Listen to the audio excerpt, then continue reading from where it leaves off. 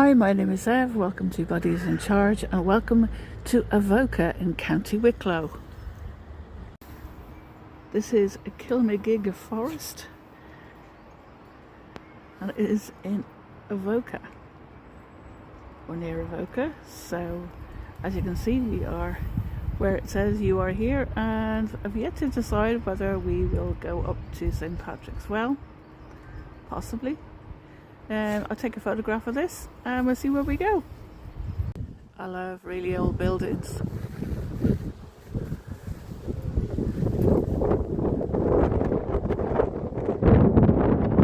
you can see, Buddy is with me today. We're going to have a little walk over to the other side of the bridge and then we're going to come back here because we're going to try and see if we can get up there into those woods. We should have plenty of bird life here, from red kites, buzzards, which are all in the area. Do you recognise that?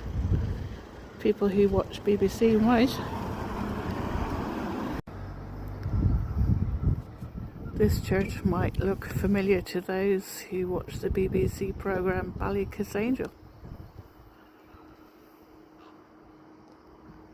Now on the bridge, this is over the Avonmore River. Still on the bridge. Then swinging around into the village. This is where we're going.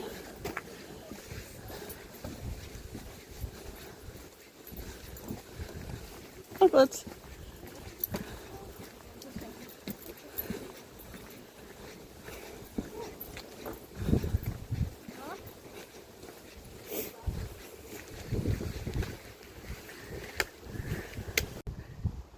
this is Kilmagig Kilmagig. And this is where we're going to start.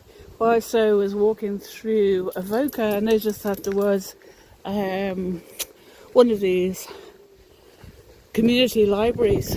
So I didn't have a book to replace the book I took. So hopefully this one is going to be interesting. It's about a daughter's search for the truth about the parents she never knew. So yeah, I will look forward to reading that over the next few weeks. So on we go. So we have come up from the river.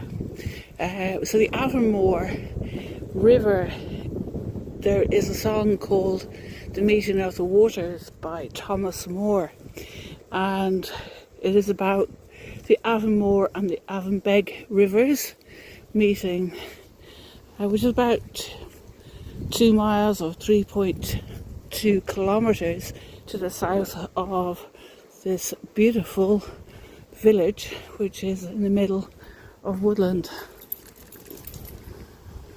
With rain due, we decided we'd go and have a look at the 2.9 kilometre loop route.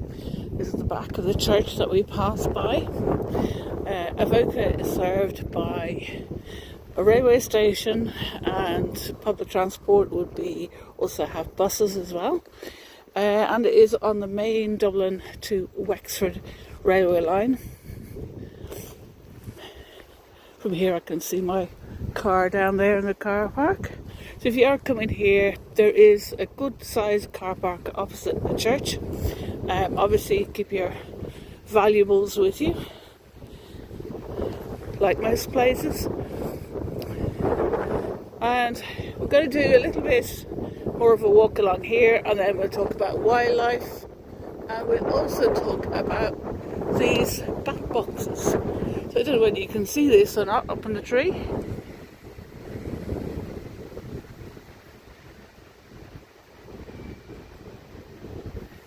So the woodland here is very much conservation woodland. They've got a lot of deer, badger, red squirrel. I've already mentioned the red kites buzzards, and obviously bats as well. So it's a very interesting little woodland.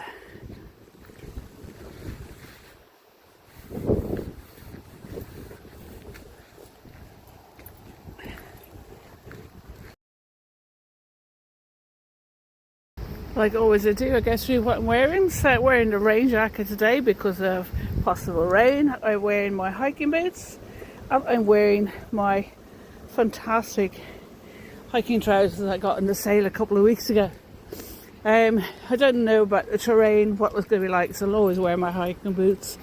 So yeah, it's a lovely trail.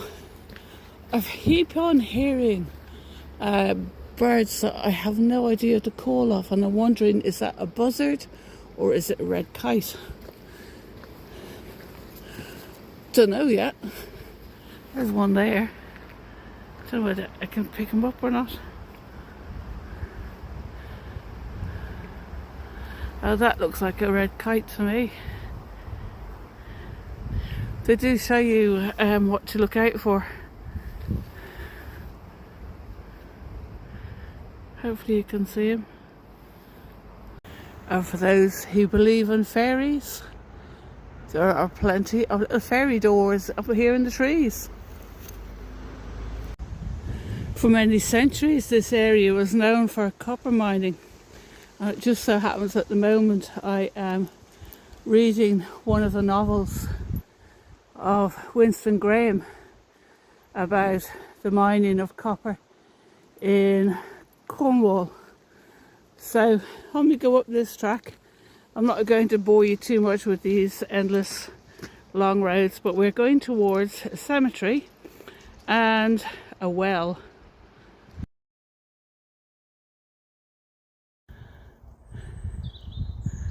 Not sure whether you can see the wind turbines on top of the hills. And then you sweep around into this beautiful woodland and habitat. So I just met a lovely lady and her dog. Actually, is very similarly attired to myself with hiking boots. So yeah, so far this walk has been very accessible for everybody. Wheelchair, adapted wheelchair, no problem so far. And I haven't found any barriers that would dissuade users with buggies. However, no motorbikes or none of the kind of like anything that's motorised is frowned upon in here. If you're going at speed anyway, you'd miss all of this. I found this on the trail. It must be a guide up towards the cemetery, but I just wanted to swing back so you can see the way that we've come up. I'm sure that St. Patrick won't mind that Buddy is having a drink out of the well that is named after him.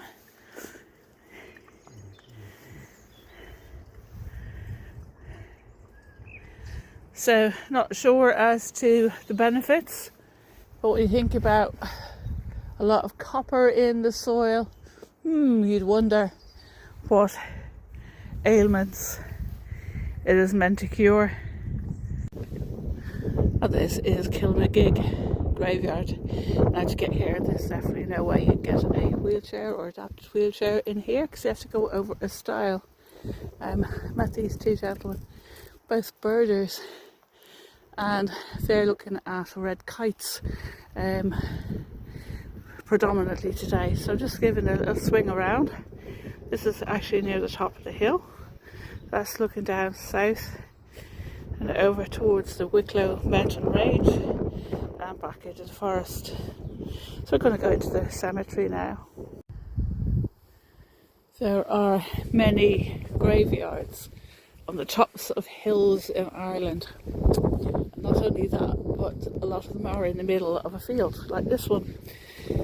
This is a little church, which we're going to have a look inside of now. We are on the top of the hill, so I'll show you where we are in a moment. Go through the main door.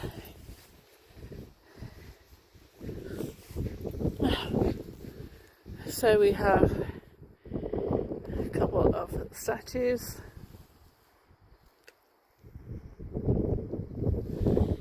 And there is the way that a person in a wheelchair would be able to access this particular graveyard, because you have to get over a stile to get into it.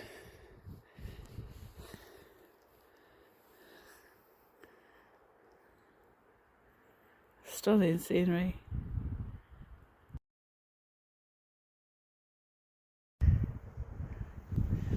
When Christianity became the new religion, they used areas which were pre-Christian nature, and it's a nice little marker in memory of all interred in this graveyard. Rest in peace. There are so many unmarked graves. You know, you're walking over people and their last resting place. But what a spot. It's just absolutely stunning. So we're going to head back towards the woodland, which is over here, and we'll try and see if we can find more bird life. I was talking to those two birders, and what I described to them, what I had seen earlier on in my walk, yes, it was a red kite. So I'm a very happy woman. I have seen a red kite. This is the access to the graveyard. It is in the middle of a wheat field. By the looks of it, winter wheat. And we're heading back down towards the stile. We have to cross a grate as well. So you have to pick Buddy up for that.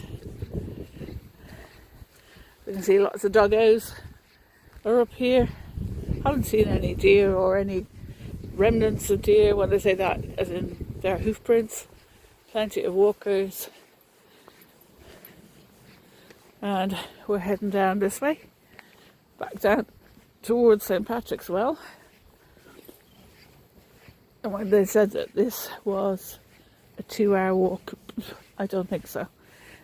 Much shorter than that. Well, taking my time, stopping, taking footage, and then also just looking at the view, and I'll be well and truly finished this well under an hour and a half. So this is what I had to pick Buddy over, and hopefully now you'll be able to see that it will be very difficult for anybody in a wheelchair to get here.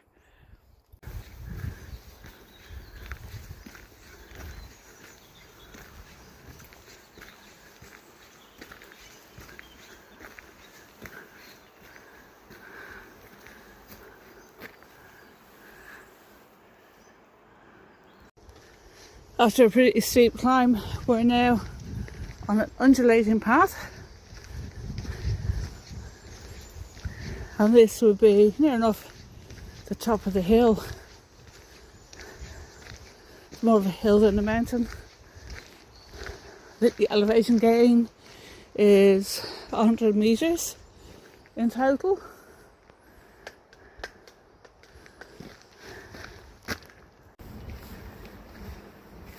We're heading back towards Avoca now, but as we're walking down this lovely hill, I wanted to just say a little bit more about the mining in the area.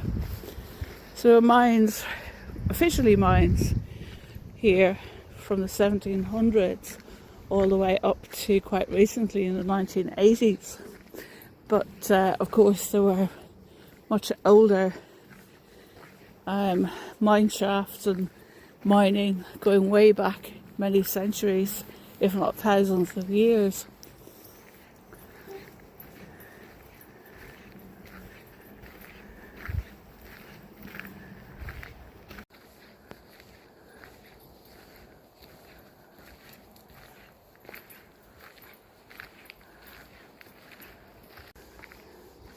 Avoca itself has had a number of names. It has been spelt very differently, but is now known as Avoca. Ptolemy mentioned Avoca in his records many centuries ago,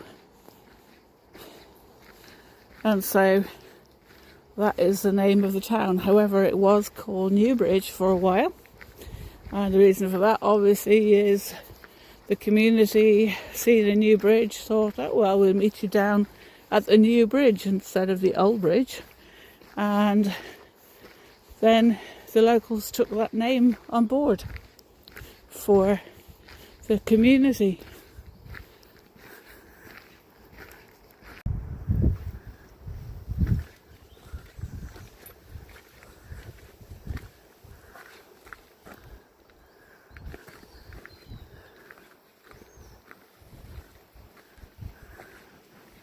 We're going down this steep path. So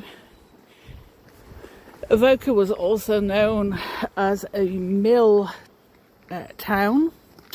It had a number of mills, specifically woolen mills, because in County Wicklow there's an awful lot of sheep farming, and therefore with the power of the waters from the Avonmore River, they decided to have an industry of mills.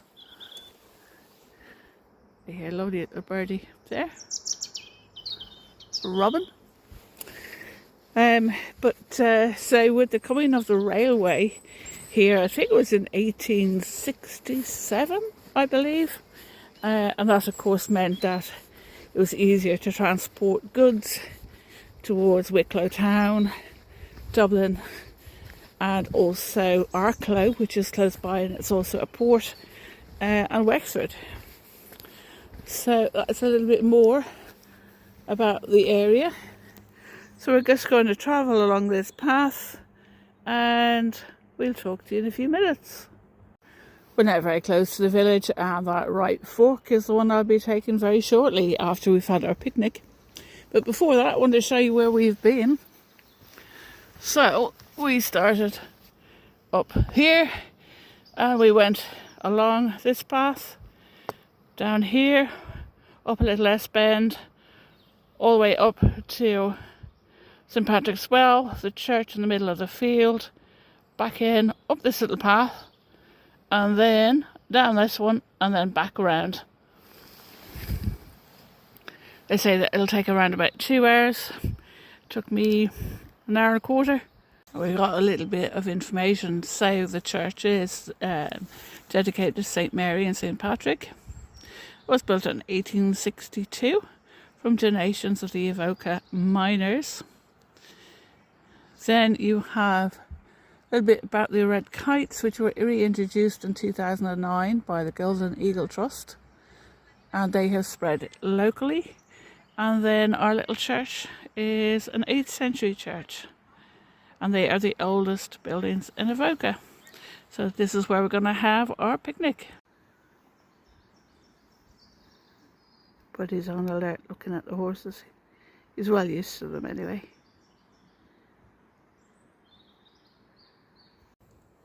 But he's quite interested in the offerings of the picnic. So we have a sandwich for myself, he's got some treats, some water for him, coffee for me, and this is where we're going to actually say goodbye. And thank you very much for watching. Hope to see you again soon.